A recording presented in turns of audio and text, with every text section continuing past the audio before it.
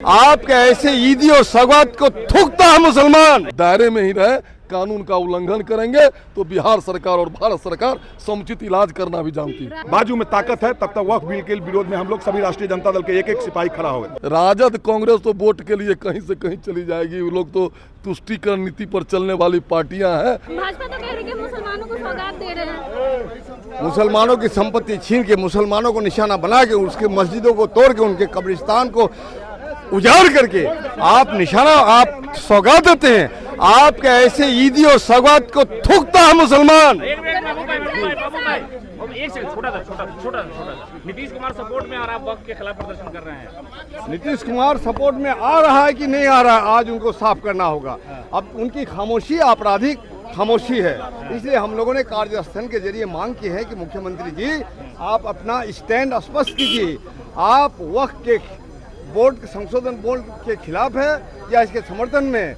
आप हिटलर के नक्शे कदम पर चलने वाले नरेंद्र मोदी के साथ है कि बिहार की जनता के साथ है, देश की जनता के साथ? मोदी लेंगे आप भी नहीं, ऐसी सौगात को थूकता है मुसलमान। वक्त संशोधन बिल के खिलाफ बिहार की जनता नहीं है और माननीय मुख्यमंत्री भी अपना स्टैंड क्लियर करे। वो फांसीवाद के साथ है कि जनवाद के साथ है, हिटलर के साथ है कि जनता के साथ है? जिस तरह से हिटलर ने यहूदी कौम को निशाना बना के अपना फांसीवाद के चरम पहुंचा था, उसी तरह से नरेंद्र मोदी ने मुसलमानों को निशाना बना के उसकी संपत्ति, उसकी धार्मिक स्वतंत्रता, उसकी आज़ादी, उसका पहचान, उसका लैंग्वेज और उनकी तमाम जो संवैधानिक अधिकार को छीनने की साजिश के तहत ये बिल है।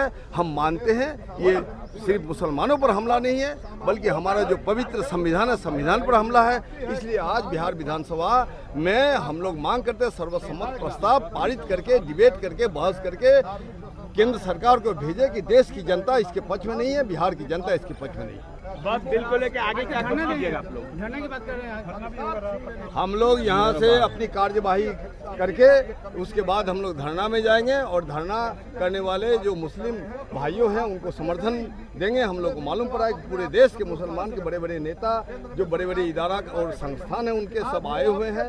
हम लोग उनके साथ अपनी एकजुटता, पूरा महागठबंधन की जनता, ये हमारे विधायक जाएंगे। बिल्कुल नहीं, मुसलमान ऐसे सौगात को थूकता है। संशोधन करने की जरूरत होगी तो भाजपा करेगा।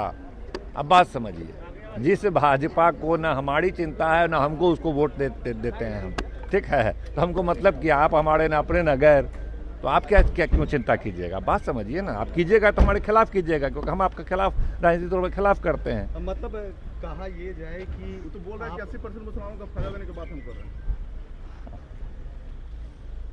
तो 5 करोड़ लोगों ने हस्ताक्षर करके भारत सरकार को भेजा है कि इस तरह के कानून की कोई आवश्यकता नहीं है और इस कानून के जरिए केंद्र की मोदी सरकार देश को जलाना चाहती है, देश को तोड़ना चाहती है, देश को बांटना चाहती है। यह केवल मुसलमानों के खिलाफ यह कानून नहीं है, बल्कि पूरे भारत के संविधान की आत्मा, जो धार्मिक स्वतंत्रता, समानता का अधिकार देता है, वो तमाम चीज़ों पर यह हमला है।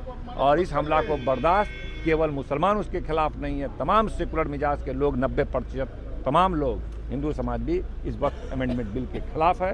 इसी का प्रोटेस्ट आ जाए, देखिएगा तमाम दल के लोग जाएंगे, समर्थन करेंगे। पूरी तरह से राष्ट्रीय जनता दल साथ है। तो ये संशोधन बिल लाया है वह बहुत ही शर्मनाक है। इसमें हमारे अधिकार का हनन किया जा रहा है, जैसे कब्रिस्तान है, श्मशान है या ईदगाह की जमीन है। धीरे धीरे उसके बाद छोड़ दीजिए, अति पिछड़ा और दलित का भी जमीन है, उसको सरकार अपने हाथों में ले लीजिएगा।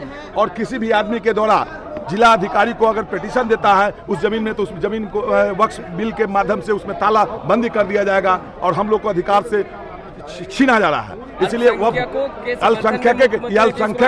अल्पसंख्यक सिर्फ मुखौटा है। धीरे धीरे अति पिछड़ा और दलित सभी समाज के लोगों के लिए यह घातक है। धीरे अभी वक्फ बिल लाया है, उसके बाद हमारी जमीन जो है अति पिछड़ा दलित समाज के लोगों के पास जो कागजात नहीं है, वो कागजात नहीं दिखाएंगे सरकार।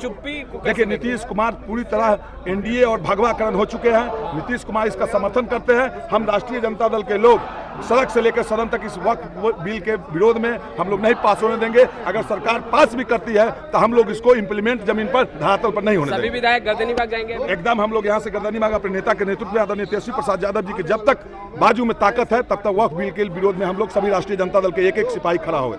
गर्दनी बाग जाएंगे सर? जी गर्दनी बाग जाएंगे। अंदर में कार्य स्थगन प्रस्ताव है और फिर बाहर में धरना में शामिल होंगे। सर क्या कुछ कहेंगे सर? गर्दनी बाग जाएंगे आप लोग? बिल्कुल गर्दनी बाग जाएंगे। जैसे ही सदन खत्म होगा 12:30 बजे हम लोग गर्दनी बाग जाएंगे। वक्फ बोर्ड बिल संशोधन बिल जो लाया गया है केंद्र सरकार की ओर से, पूरे देश को दंगा में झोंकने की एक साजिश चल रही है, भाजपा की ओर से की जा रही है। और देश के किसी भी धार्मिक संस्थान के पास, किसी भी बोर्ड के पास अपनी संपत्ति रखने का हक है, लेकिन सिर्फ मुस्लिम जो वक्फ बोर्ड है उसी पर क्यों यह किया जा रहा है? ये भाजपा की एक साजिश है और नीतीश कुमार जी सवाल पर अपना स्पष्टीकरण देना होगा। आज सदन के भीतर चुप्पी साधे हुए हम लोग आज कार्य स्थगन भी दिए हैं कि कार्य सारे स्थगित करके इस विषय पर चर्चा करावे और यहाँ से एक प्रस्ताव पास करके केंद्र सरकार को भेजे कि ये वक्फ संशोधन बिल को सरकार वापस ले। बिल्कुल प्रदर्शनकारियों के समर्थन में हम लोग जाएंगे। सदन में एकदम कार्य स्थगन दिया गया है विपक्ष की ओर से। कार्य स्थगन के माध्यम से हम शुरू में भी उठाएंगे, बीच में भी उठाएंगे और हम मांग करेंगे कि प्रस्ताव पास कर दें। लालू यादव हो सकता है, लालू जी वो हमको पता नहीं चलेगी। इनके सौगात को थूकते हैं मुसलमान। क्या चाहते हैं मुसलमान? सौगात आप देखिए वक्फ board bill commissioner Nitish Kumar ji आखिर खामोश क्यों है? नीतीश कुमार जी सेकुलर, नकली सेकुलर बनते हैं, टोपी पहनते हैं, गमछा लगाते हैं। ये क्या हो रहा है देश में? साहब देश सबों का है। देश की आज़ादी में सभी लोगों ने कुर्बानी देने का काम किया था, लेकिन आज केंद्र सरकार जिस प्रकार से नफरत की राजनीति कर रही है, सांप्रदायिक ताकतों को बढ़ाने का काम कर रही है, वक्फ बोर्ड बिल में संशोधन लाना चाह रही है, हम इसका विरोध करना चाह रहे हैं कि यह देश सबों का है। देश संविधान से चलेगा।